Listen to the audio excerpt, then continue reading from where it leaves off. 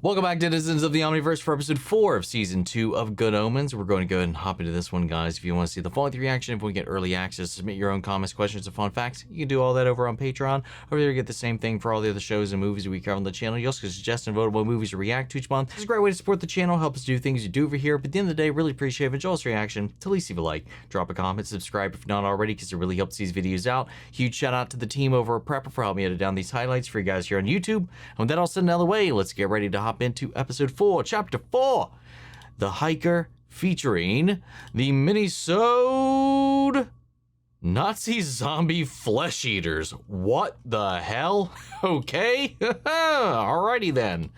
All right, let's get ready to go. Here we go. Let's see, could you play something that's got a bit of swing? I'm in the mood for something modern, not bebop. Perfect. I wish I could stop and give you a lift. Oh, what? I'm sure someone will stop for you. I don't know, that looked real eerie. Yeah, something was not right about that. I'm so sorry, but I really do have to get... Whoa, my God, fuck off. What the hell was that about? Can you be an angel and give me a lift? Only my car's broken down. Can you be an angel? I don't know, can you? Oh, yes. He didn't want to pick you up, though. I suppose you'd better climb in then. But something supernatural was happening just then. Thank you. Oh, uh-oh. Yo, Shax. You'd think he would have upgraded sometime in the last 90 years. Who are you? Former Angel of the Eastern Gate. You have the advantage of me. Yes, she does. Shax. He's kind of dry. Okay, I was gonna say. Now Hell's ambassador plenipotentiary to this core planet, replacing the demon Crowley. Crowley's got Gabriel, hasn't he? Crowley is hiding the angel Gabriel. I think you must have me confused for someone else. Why Crowley should risk destruction for you? You don't seem his type at all. Oh, that little well, you don't know, Crowley. I don't know where he is, but he isn't with Crowley. Sometime in the last 18, 90 years, I remember hearing that you and Crowley were an item. I do now.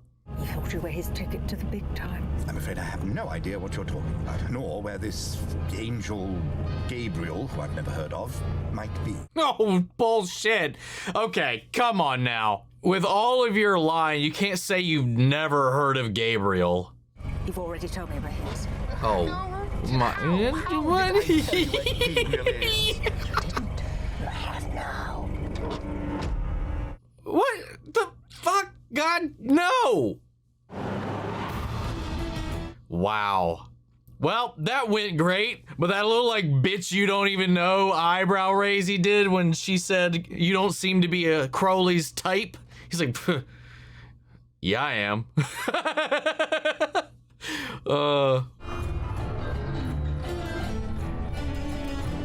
Saw a couple familiar names up on here. Well, one. I saw one familiar name. Excited to see who he's playing this time around. London, 1941. Or are we just returning to that one Yeah, we are. Okay, never mind. So he's playing the same person, because I saw Mark Gaddis's name in the intro.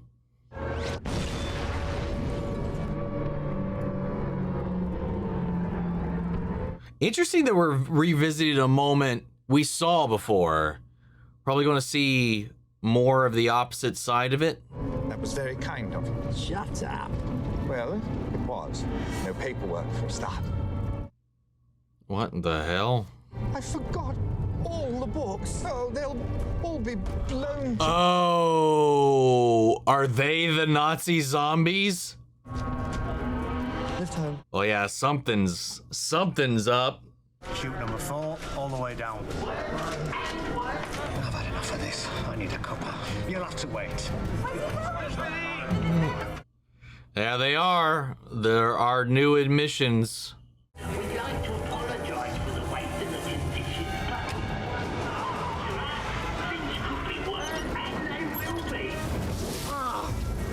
What the hell?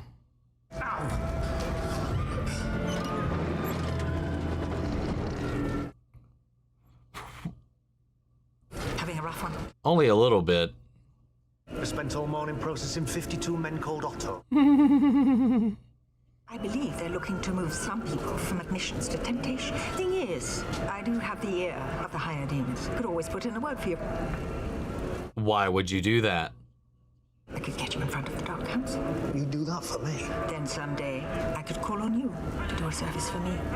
Interesting. Yeah, well. Trade a favor for a favor of her choosing at any point in time. Just cruising through the Blitz. Well, there must be something I can do for you in return. Forget it, will you? Spot of business to do, spreading the old demon drink.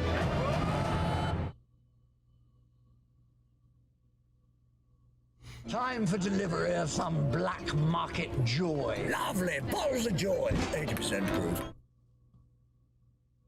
We should not be here.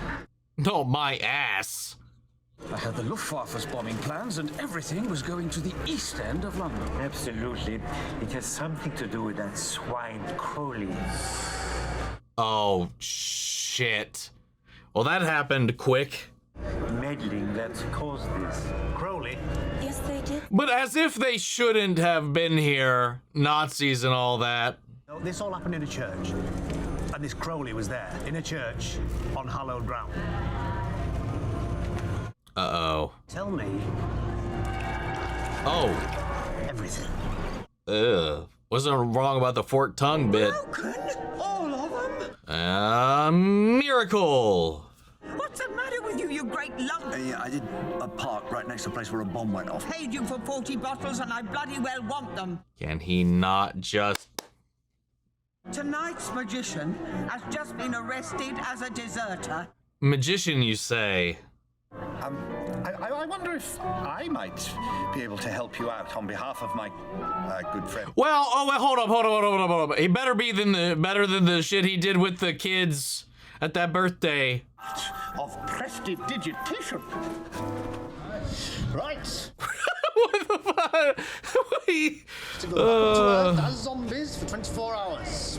Zombies? Zombies? What the fuck? Find me hard proof that the demon, Crowley, and this Mr. Fell, working together, I will be authorized to grant you freedom from hell and damnation. Wait, what? You know, as zombies, or do they get to be alive and well again? The alternative is this. Oh! Not it. That's still Whoa. brought me the clicker. What? Why?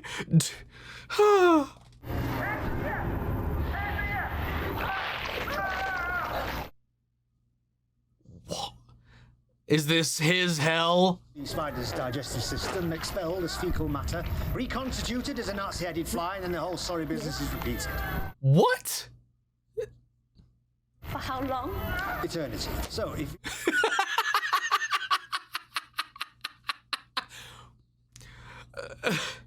What do we do when we find the proof? Just twist the jewel on this.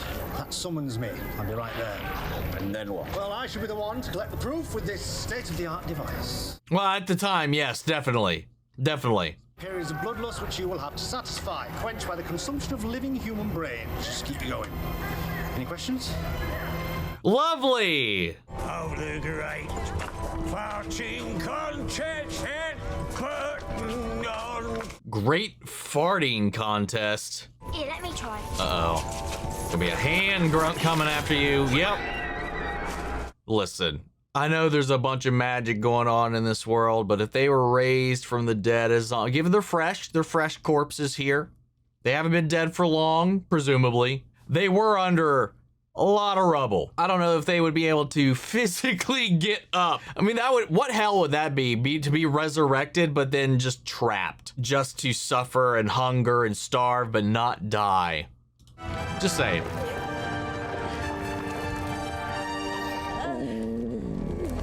Oh, and they're already hungry for brains. I'm starving. I'll tell you a Well, story. here's a singing drunk man for you to prey upon. Farting contest. This suppose that's dinner. I like how they just go with it. And they're shambling too, given, again, probably many a broken bone.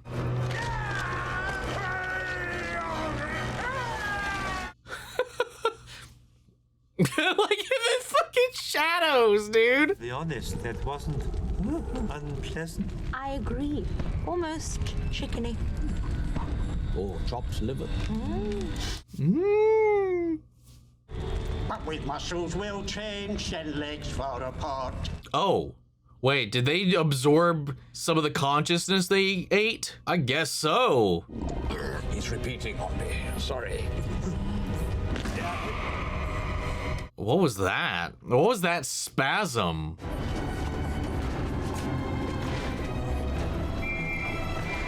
Dude, it's so funny seeing Mark Gatiss do this. He's the most animated of the bunch.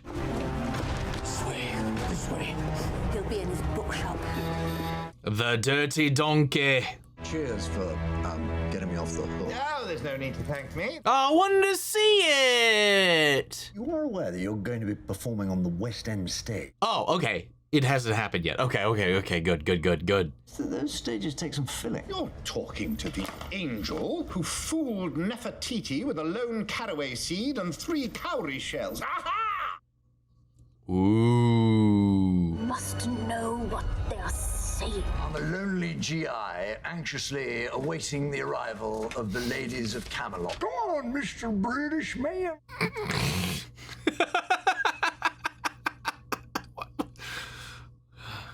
For instance, turning a common turnip into an inkwell.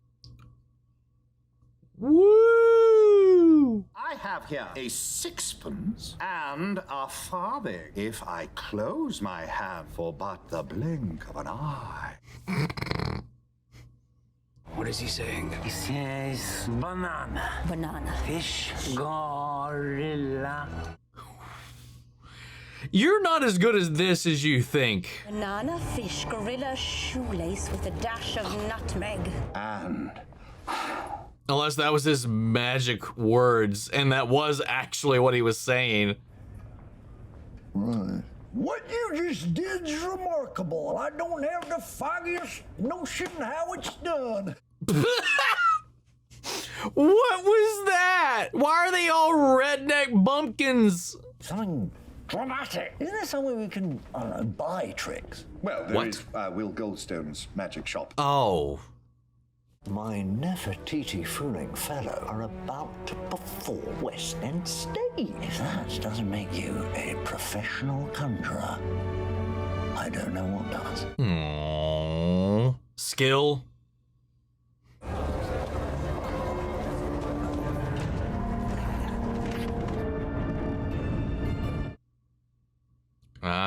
Don't like those.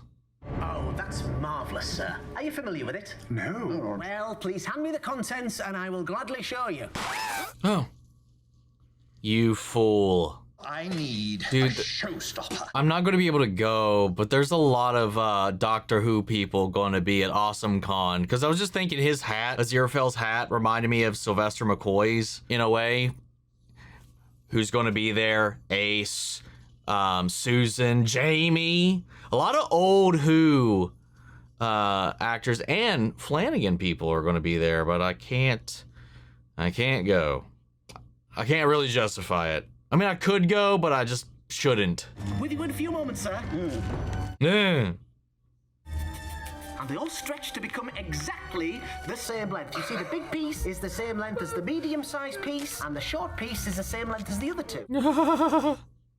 Perfect for a talented amateur such as yourself. Talented amateur? I'll have you know I'm booked to appear in the West End, the Windmill Theatre at 8:30 p.m. tonight. Wow.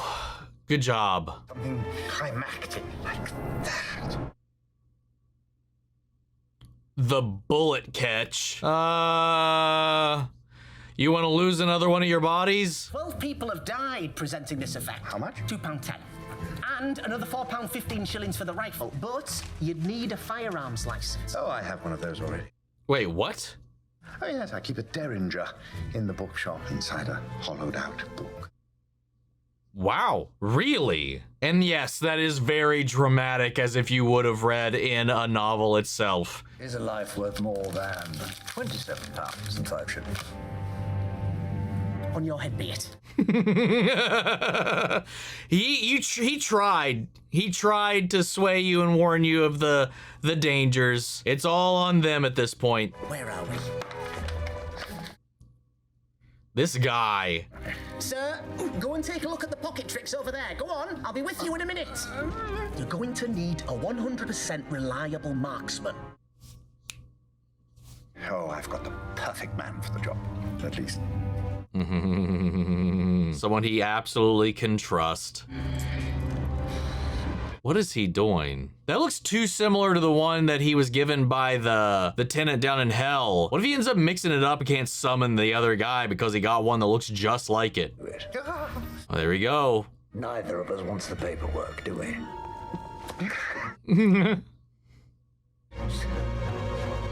Oh yeah. And yep, he turned the joke ring.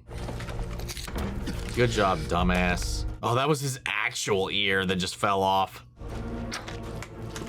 It's not fake, it's my own. Oh no, don't eat him. Wait. Take anything you want. Oh, they get his knowledge, his skills. Sir, please. Sir.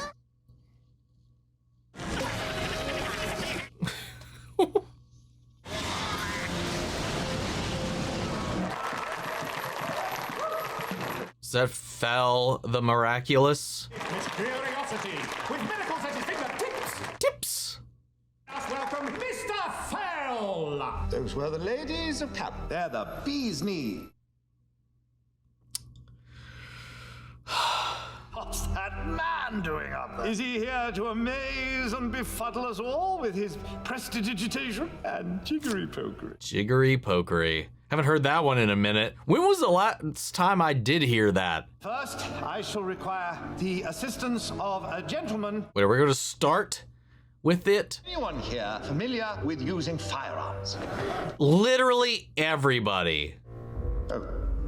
Yeah, you did not think that part through. You, sir. You look like you might have a steady hand. Nope. Oh, yeah, me. Before we begin, we just need to... Uh-oh. Miracles. Oh, shit! I forgot about... obviously, we know they're miracles be damned right now. I transform it into an inkwell. Oh, God, his warm-up. I thought you said he was a magician. Yes. I say again, from turnip to inkwell. Inkwell! Oh, God. No, he can't do nothing. Well, sometime. Uh-oh. Oh, no. Oh, no. I will take my life in my hand as I dare to perform the bullet catch. A round of applause for this total stranger. My miracles aren't working, neither are mine. Oh, God. Take this rifle. Rifle. The gentlemen of the press are eager already. Oh, fuck. Now, sir. Gotcha. I would ask. I mean, nothing comes of this. And load it into the rifle. If he ends up shooting that demon, not that they can die, other than from holy water. Aim for my mouth and shoot past my ear. I'll just squeeze that bit there, out. Didn't you fired a gun before? Not as such. Oh no! Oh no! So he's being honest when he didn't raise his hand earlier. Funny that Aziraphale has. Bullet loaded! Oh my God. Fire the rifle at my head, and in that explosive moment, I will attempt to catch that bullet in my teeth. This still managed to make me nervous as all hell. When you hear my signal, sir, shoot. Miracles box. For God's sake!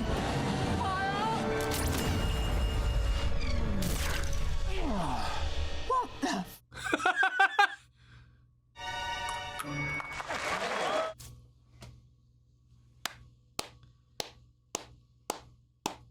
No paperwork. Oh, thank you. Whoo! But do you really think it went well? Absolutely. Chalk up a win to the side of the angel. Oh, woohoo! Such a diva. Uh-oh. Shit. What have we here? Sorry, have we met? Oh, no, we've never had the pleasure, but we're in the same legion just before the fall. Remember?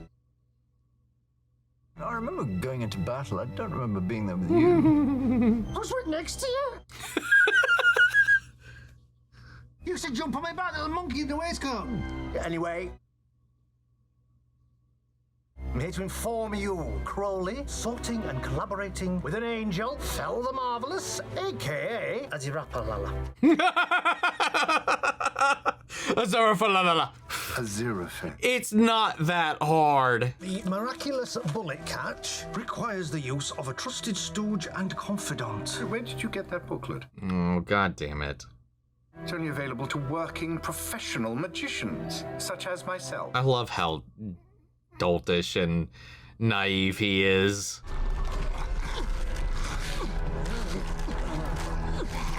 God, they look so much worse.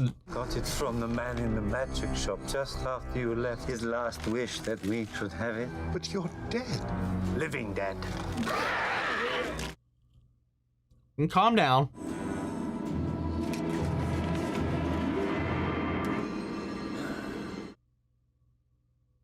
Don't bother trying any funny business. I think you'll find someone who has great authority has put a half-hour miracle block on this entire theatre. Half hour. Come on, come on. Interesting that demons are authorized to fill out the necessary paperwork to get a miracle block that affects angels. Enjoy your last night on Earth. Well, what about our deal? You're free to go. Ta-ra. You can't leave us like this. You need to make us into living human. That was not the deal. Oh no, Clause 17. Unrevocable eternal life on Earth as zombies. Granted. Might be all right.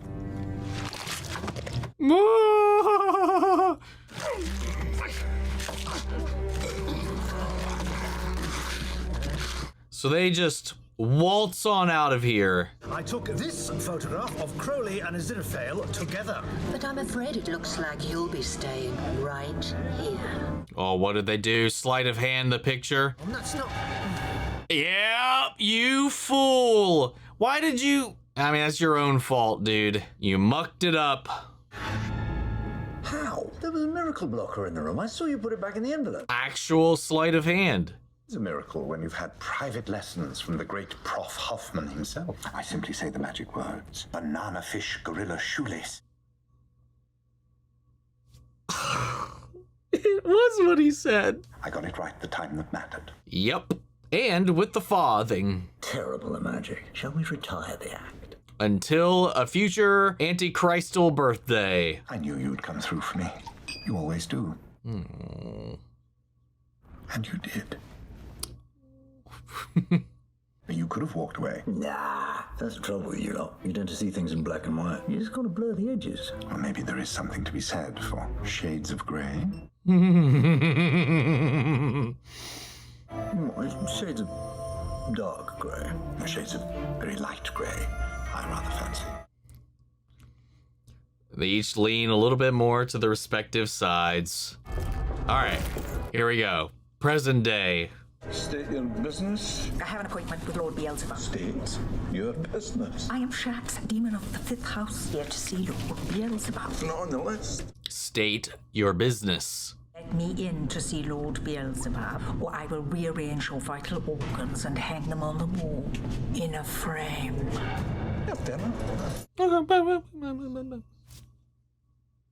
What news? The angel went to Edinburgh. Which angel? You know which one. Though he's not in Edinburgh. Why not? Because he's in the bookshop. You're certain of it? Yeah. Thank you, Shax. You are too good at your job. Now that we've located Gabriel, while we formulate a plan, I've formulated a plan. I take a legion of demons and we storm the bookshop, killing anyone, anything that stands in our way. It's not really I mean, it's a plan. I wouldn't say it's a good one. Give me a legion of hell's finest troops and see what I can do. You are hereby authorizing me to storm the angels' bookshops. no. Yeah, no. Where did you get that? I am commanding you to do it. I Oh. want you there, Shaq. Alrighty then. I guess that's what we're doing. Leading the army of the damned. I can do that. We don't need to do the spindly teeth.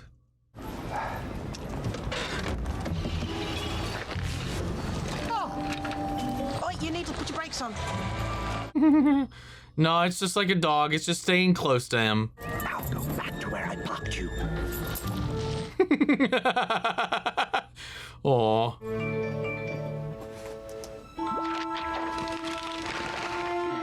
Oh my god. I couldn't. I was worried something might happen to you. Nothing happened to me. Oh, his plants. Everything okay with, Oh, yeah, fine. Did you miss me? I bet you did. I'm sure it did. So, Oh, putting them back in the car. project making Nina fall in love with Maggie. I failed. She'll go. Well then, Wickworth Street Traders and Shopkeepers Association monthly meeting. Here we come. Really hosting the meeting? Absolutely. Oh. It will be a night to remember.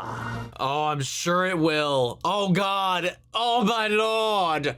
He's going to be hosting that presumably at his place in which a legion of demons is about to be storming. Fucking lovely. I liked this minisode, man. I was a little taken off guard, taken aback, like when we started off a story we had already been there and just got to see that continue on, but I loved that.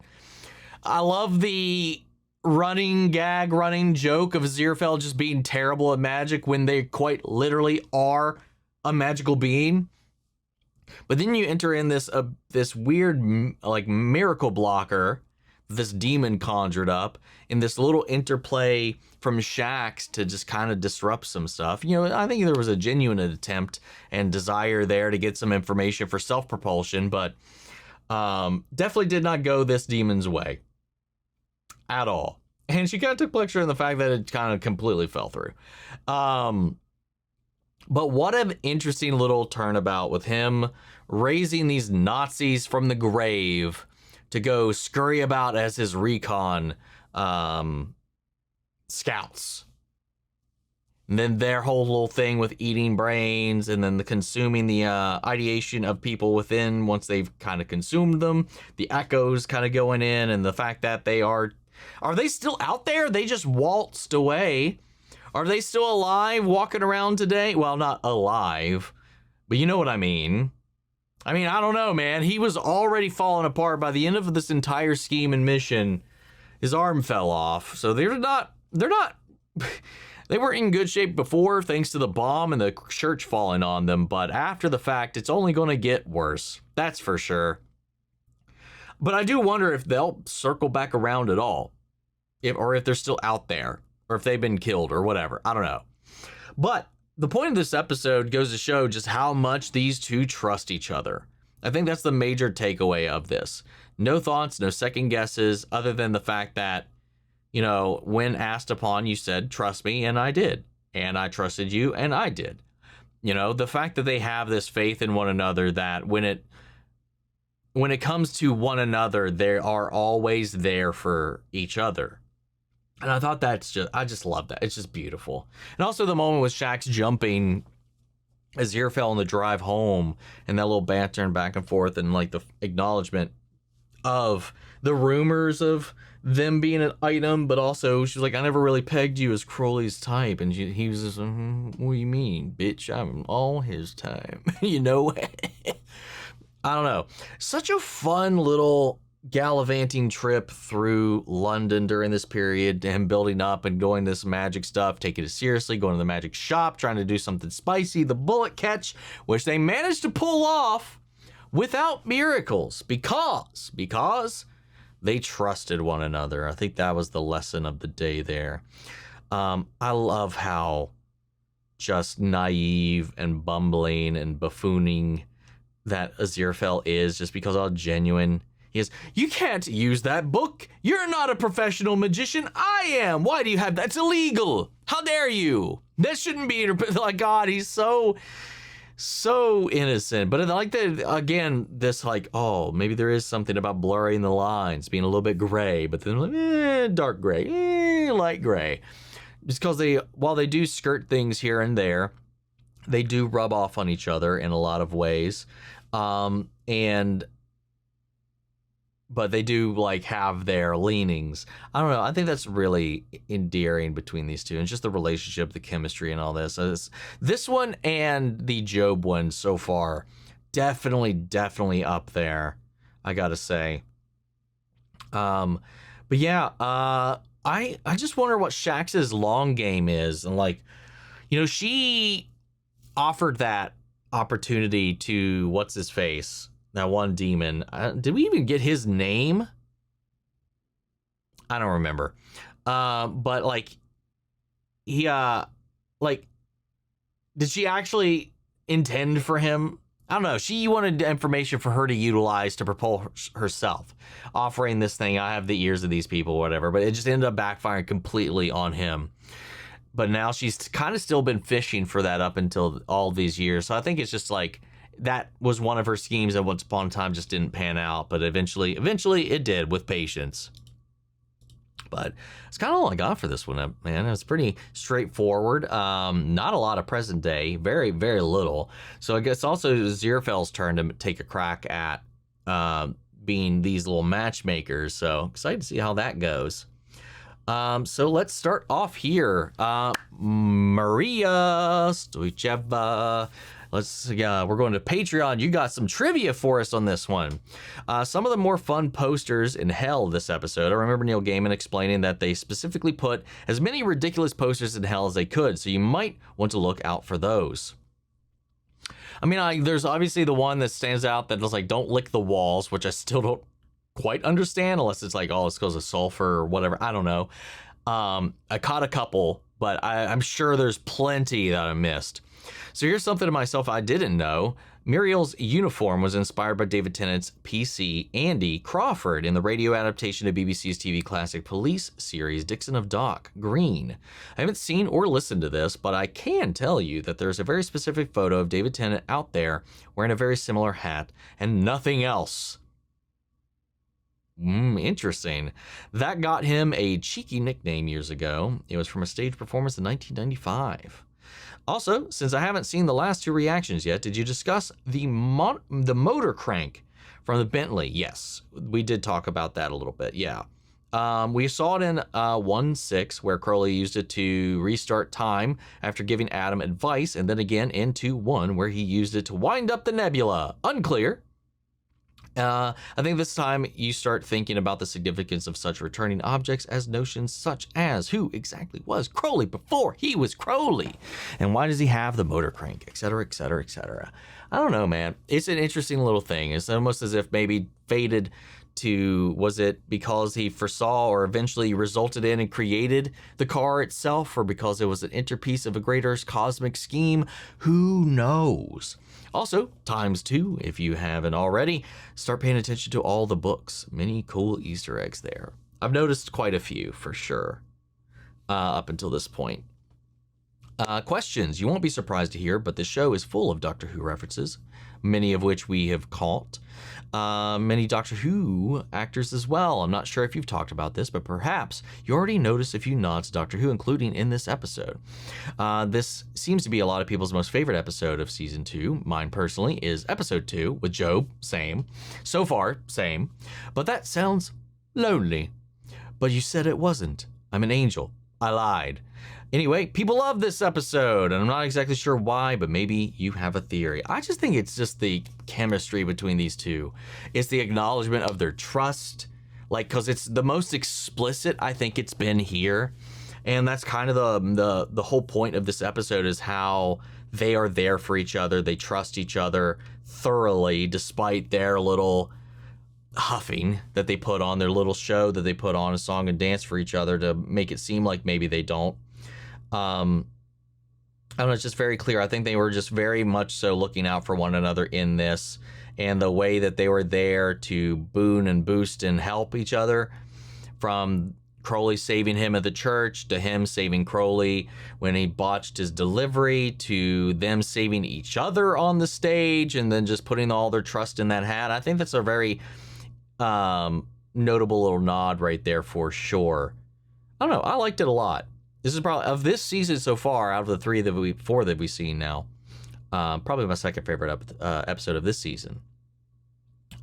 So we get the Nazis back. What's the difference you notice in Crowley and Azzy's interactions compared to the first time we saw this scene? As far as differences between the scene where we ended and where we started off, honestly, I can't tell you. I don't remember if there was any continuity differences between then and there, because we just kind of continued on after that. I don't remember. If this was a little bit closer to that, I'd have to rewatch it to go back and tell you anything outright. But just like off the cuff, I can't recall any differences. I apologize. And what's your theory about Lord Beelzebub's plan? Why did they command Shax to storm the library? Because it's like, it's more than like, oh, I need you to give me permission. It's like, not only am I giving you permission, I'm not giving you permission. I am telling you, you have to do this. It's not just like, I'm going to let you. You have to do this. Because I still think that Beelzebub and Michael have something going on. They're contacts. They are confidants for one another. They're in touch. Michael is now in charge in heaven. And those two are in league. And I think whatever's going on with Gabriel is something to do with whatever shadowy agreement those two have. And then, so making sure that this goes out without a hitch and that Gabriel's not found and recovered is probably integral to whatever scheme they've cooked up. How are you handling the minisodes flashback so far? Tired yet? Charmed? Apathetic?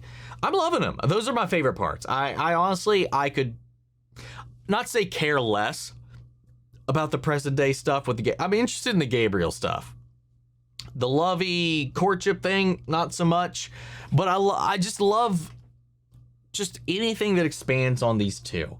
Their interactions, their engagement, their back and forth, their banter, the culmination of all of these different things between the two of them. The minisodes so far have been my favorite parts of this season.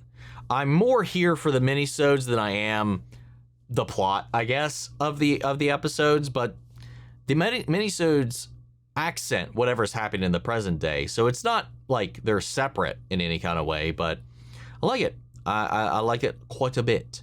The minisodes I am very affectionate for out of all of them. And then we have KTB. Before diving into this episode, I want to clear up your confusion on why Aziraphale keeps doing small miracles, like fixing the phone, while trying to cover for a big one. Aziraphale isn't forbidden from doing miracles. It was the scale of the Gabriel miracle that triggered Heaven's suspicions. As established in Season 1, there's a difference between a large-scale miracle and frivolous ones. Normal miracles, especially small ones, don't typically set off alarm bells in Heaven. Right, but the thing was they divided it, right? To try to hide it, they split the miracle. One did half, one did half. And I guess my confusion is just that I guess half of that big one is still, I mean, it was still clearly enough to set off the alarm bells. But, you know, he did say he's gotten reprimanded before for doing too many frivolous miracles, but then he still does. It's just like, that's where I'm kind of at. It's not wholly consistent, I feel like. The Gabriel miracle only drew attention because it was huge. What was it? 20-something like Lazari.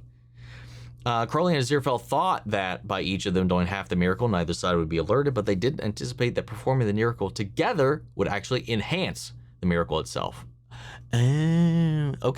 Okay, right. So rather than doing one singular huge miracle, the fact that they split it somehow made it stronger, which is probably why they were a little kind of taken aback and fearful about being found because it actually worked better than they anticipated. So much so it resembled the kind of miracle only an archangel like Gabriel would normally perform, according to Shax.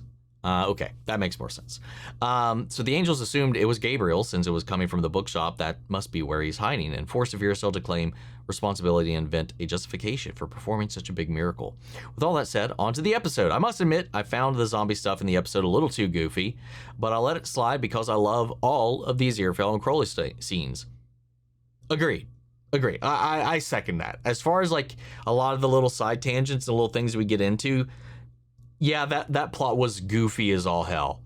But it was also because it was so incompetently goofy that I kind of let it slide, because it kind of fit in with a lot of the kind of lesser demon kind of clawing, clamoring kind of things, and the way that people will try to twist and poke and prod and manipulate and pull these different systems, especially demons. You think you can get the upper hand on a deal with a demon? No. And that goes for even demons themselves, like this dude who trusted Shax for him to elevate himself. What happened to the Nazis happened to him. What happened to Shax? It's an escalating fulfillment of self-destruction at times, because they can't help themselves. Crowley, being a little bit softer than he typically is, wouldn't typically fall for that sort of thing. I don't like it, he didn't fall into that pit, but I do agree. It's definitely very tonally. I don't know, the whole thing was very light, very what's the word I'm looking for? Very, very, I don't know, light, bright, fun, jovial, fun little episode. Angels and demons may not technically have sexualities in Good Omens lore, but man, is Aziraphale the gayest he's ever been in this episode, especially with the whatever that was around his neck when he was in the changing room. He's like, woo, hee, yeah. And that sassy like eyebrow raise from the car. Let's see, gayer than a full tree. One could even say gayer than a full tree of monkeys on nitrous oxide. I'm not even talking about the way Aziraphale was gushing over Crowley. That's nothing new. I'm talking about Michael Sheen giving the fruitiest performance he could in every single scene of this goddamn fruitcake of an episode. From the way he sang the word theater, to his behavior in the magic shop, to him flinging a boa around his neck while letting out a celebratory aha. It's no wonder characters canonically assume Aziraphale is a gay man in the book. But while Aziraphale is gushing over Crowley certainly isn't new, he admittedly seemed to be doing it to the extreme in this episode, which makes sense when you remember that even back in season 1, Michael Sheen said that he fully believed Aziraphale fell head over heels in love with Crowley after he saved his books, which would explain a lot of Aziraphale's awkward giddiness in this episode. Very true, because this is right off the heels of that very same moment. And he kept reiterating, oh, you're good on the car ride. A lot of the same dialogue even got repeated when they were there to when they were in the car to when they were off. I think this was the episode where it became less of are Crowley or Aziraphale in love, and more of a when will they acknowledge they are in love. Although one could argue this whole season has been that. I also agree with that sentiment. The entire Shax conversation was a huge double entendre, where she was talking about Crowley and Aziraphale working together in an almost identical sense to how you would talk about two people dating. True. Going as far as calling them an item and referring to Aziraphale as not being Crowley's type, when, let's be real, Aziraphale is Crowley's only type. Yes. And he knows that too. Again, he was like, bitch, that eyebrow raised when she said that. He was like, you don't know shit. I loved it. Speaking of which, Aziraphale's bitchy single eyebrow, yes, raise in the responses. Shax saying he's not Crowley's type might be my favorite Michael Sheen acting choice in the entire show. It really embodies Aziraphale being just enough of a bastard to be worth knowing. Yes. This is actually the final mini-sode. No! Aww. Which of the 3 mini-sodes was your favorite? Job. I think the Job one was probably my favorite, just because the commentary, the banter, and the fun, and the moral debate about it, and the support between them, like that first like coming together and them going about to circumvent this in their own respective ways. There's just so many layers to it, but this would definitely be a close second. Here's last week's emojis for you. Bomb, zombie, zombie, zombie. Right, that's the opening. The theater, magic, photo, wine together. Okay. Next one is, I think those are books. Dancing. Mask or a big ass grin. I can't tell what that one is. And then a brick wall. Interesting. Okay. Well, we'll see what we'll come back to that. That doesn't tell me much of anything right now, but I know I can't wait to revisit it once we have all of the context. Guys, another fantastic episode. I want to know what you guys think. Next week we have the penultimate, then with the finale, and then we'll figure out whatever show we're going into after this. But I want to know what you all thought. How'd you feel about it? Sound off the comments. Let me know your thoughts down below. We'll carry on the conversation after the video. Hope you enjoyed the reaction. If it did, leave a like, drop a comment, subscribe if not already. Remember, if you want to see the full-length reaction, as always, you can check it out over on Patreon. And speaking of before you go, I want to shout out Lily Chen, Son, Kiana Chanel, McGreg, Angela Burke, Calvin Brindley, Sleepy Bastard, Theodore Wolf, and Amy Becca. Thank you guys so much for becoming saviors here on the channel, helping sponsors, support the rescues, and take care of here at the office. You guys have been tremendous help with all that. Thank you guys so much. And as always, I want to give a huge special thank you to all of our channel legends. You and the patrons allow us to do stuff like this. You keep the channel afloat. You keep us moving forward with all this crap going on, the economy, and over here on YouTube with the algorithm changes, the copyright strikes, all that. Without you guys, we wouldn't be able to do as much as we do. So thank you guys so much, and a huge shout out to you guys here on YouTube. So y'all, we wouldn't be here. But that's just for you guys. I'll see you all in the next one. Take care, everybody.